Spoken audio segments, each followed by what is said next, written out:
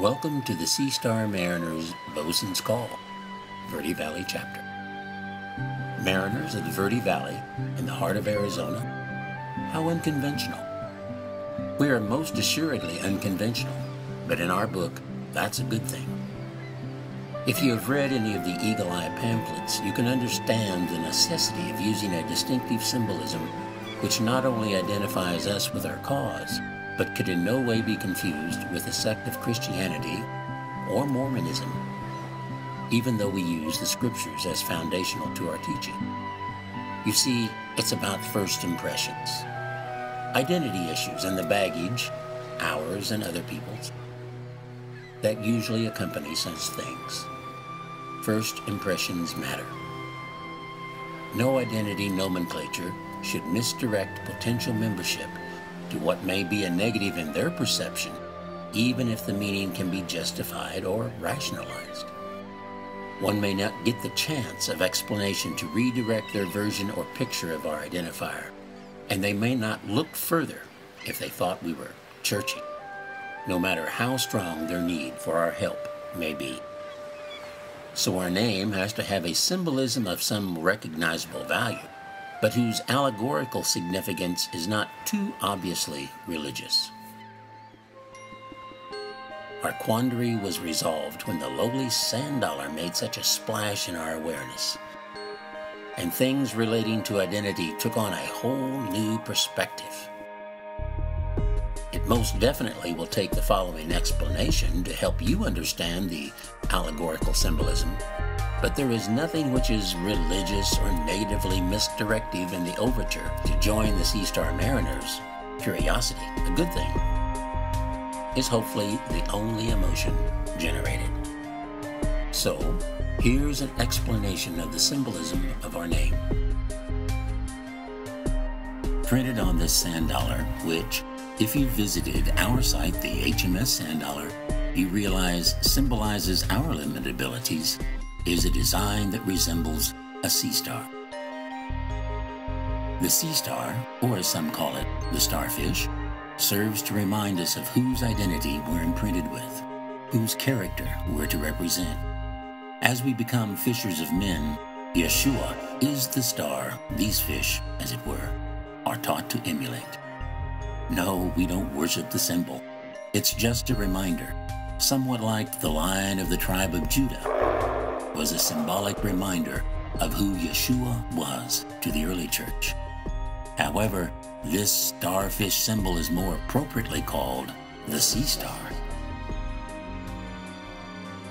The sea star reminds us of our leader, Yeshua, and his relationship to the allegorical phrase, the sea, which the Apostle John used to represent all peoples of the earth in his apocryphal writings, which most call the Book of Revelation. We believe that the culmination of history will confirm that Yeshua, and not the Christian or Mormon version of Jesus, will indeed be the star that all people will honor. The word mariners allows us to visualize our relationship to the sea of people. We are transporters of trade goods, which we hope will cause many to want to join our enterprise. These trade goods are the chum, or bait we fill our net with to facilitate the fishing we are to do when we truly follow in Yeshua's footsteps. He said, "Follow me, and I will make you fishers of men." The trade goods are business enterprises and educational opportunities, while the net itself is the love of our Father Yahweh, whom we are encouraged to call Abba, which is an endearing term meaning daddy. This love is expressed in and through his plan for the reconciliation of all of creation. Old-time mariners, of course, were more than just merchants. They were involved in battles and rescues. We relate to the plight of the mariners who try to save the dolphins or whales. Sometimes they must cut the net, as it were, to set the captives free. We are dedicated to freeing those unwillingly caught in the tangle of humanist, Christian, or Mormon philosophies by exposing their nets as slanderous to the Creator and worthy of philosophical as well as scientific challenge. As mariners of old gathered on deck in response to the trill of the pipe, a whistle or flute type of wind instrument blown by the bosun, we allow this bit of memorabilia to become a welcome symbol of our gathering on the deck of the HMS Sand-Dollar, as it were. Even when in reality it is generally in someone's home or a live feed on the internet. It seems that any time there is a gathering of people in some organized fashion, the need for identity of title arises. This is natural, and even the scriptures provide titles that serve the early believers well enough, but they've been tainted by religiosity. And for that reason, we tend to shy away from their use. There are many maritime analogies which could be used to identify individuals as to rank or function. But not wishing to identify too readily with established military protocol, we chose to go down under and found 4 Aussie titles that serve our philosophy nicely. Mates, as in shipmates, bosun's mates, bosuns, and quartermasters, listed in ascending order of authority.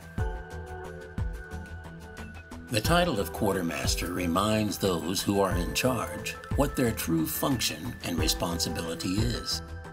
We are to serve or supply the development of the shipmates, not lord it over them. Those who have entered into a major program of mentoring are called bosuns. They are students of the quartermaster, who in turn have students of their own. In other words, they are practicum mentors, and those in their charge are called bosun's mates. The bosun's mates, of course, intermingle closely with the rest of the shipmates, recruiting them by example to follow in their steps. You may or may not have already read the pamphlets of the Eagle's Eye concerning our theological distinctives relating to those we consider to be enemies of the Creator. Even if you took the tour, some of those points may have been missed. We've just asked you to join us and follow in someone else's footsteps. Matter of fact, the title of this intro included the phrase, Bosun's Call. Why would you want to break with the traditional Christian or secular values that America holds dear and do such an audacious act? Why would you want to respond to the trill of this flute and gather on our deck? A little background truly is in order so that you can begin to appreciate why we've chosen the Sea Star Mariners of the HMS Sand-Dollar as our identifiers. You'll discover more concerning why we do not wish to be identified with Christianity or their gods in the following essays under the headings of Till Justice. Further reasonings concerning our choice of identifiers can be gleaned in the 7th port of call, the HMS Sand-Dollar. Now perhaps you'd like to meet the quartermaster and bosuns of the Verde Valley chapter. Their personal links as well as ways to contact us are listed below. However, before we close with who we are, allow us to share with you a picture which represents the integral anchor of the vision we share with Yeshua, our sea star. You'll notice there are no giant sea stars here dominating the beach. No, there's only similar-sized sea stars interconnected, waiting to imprint the grains of sand washed about by the tide, hoping to give them a sand-dollar identity. When Yeshua commissioned his partisans, he didn't tell them to build mega-churches or construct giant cathedrals. No, he told them to do 2 things. Cause others to follow you by being a mentor, and teach them how to do the same. Do you get it? Yeshua wants to gather the grains of sand in your area and make them into a crew of the HMS Sand-Dollar fleet. To do that, he's recruiting quartermasters, bosuns, bosun's mates, and most importantly, shipmates in your area. His word to you, Study the Verde Valley Chapter Protocol. Learn to replicate. Remember, few of his partisans had secular credentials. It doesn't mean that they weren't trained. Those who wish to join the HMS Sand Dollar fleet are going to validate their desire by taking the training offered by the New American Mentor Equipping Institute. Potential crew members can know if the flute that sounds has trilled your bosun's call. Hope to hear from you, especially after you've taken the tour of the HMS Sand Dollar herself. That link is also listed below. Good sailing.